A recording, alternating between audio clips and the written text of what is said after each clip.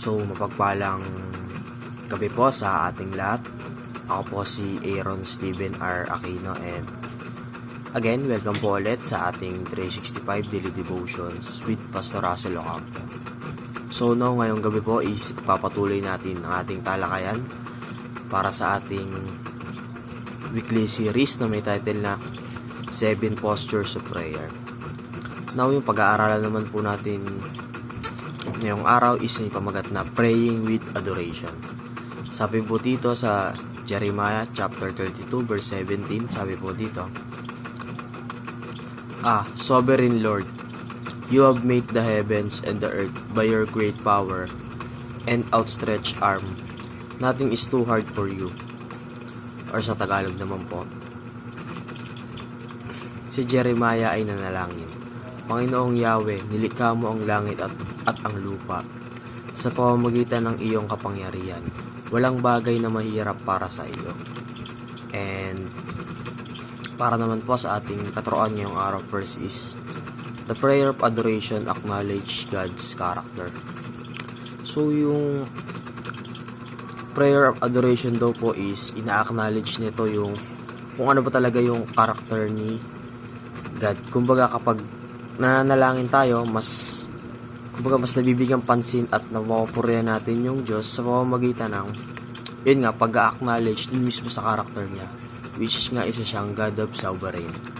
Pangalawa naman is the prayer of adoration strengthens our faith in God. So yung panalangin po natin, especially when ito po is consistent, is napapalakas po nito yung pananampalataya natin syempre kay God. And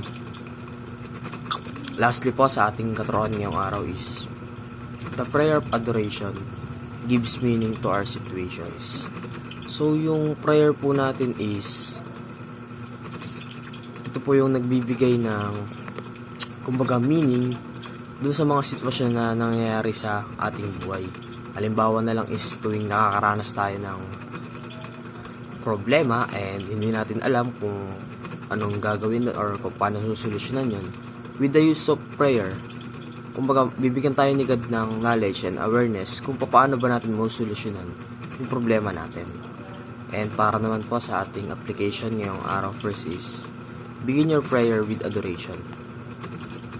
So mas maganda po na kapag nagpipray po tayo is wag po muna nating unahin kumbaga yung mga prayer request natin or yung mga gusto nating sabihin at hilingin sa Diyos. Bagkus, simulan po natin yung panalangin natin na kumbaga pinapasalamatan at pinupuri natin yung Diyos. Kumbaga, ina-acknowledge natin yung mga ginawa niyang maganda sa ating buhay bago tayo humiling sa Kanya. And pangalawa naman po sa ating application is believe in God's revelation of Himself. So, maniwala po tayo dun sa revelation ng Diyos. Unang-una na po dito is yung inihahayag niya yung kanyang sarili at mga salita through the use of Bible, and with that, mas lalo pong lumalakas yung kumbaga yung ating pananampalataya sa Diyos. And lastly po sa ating application ngayong araw is build your life on God's wisdom and sovereignty. So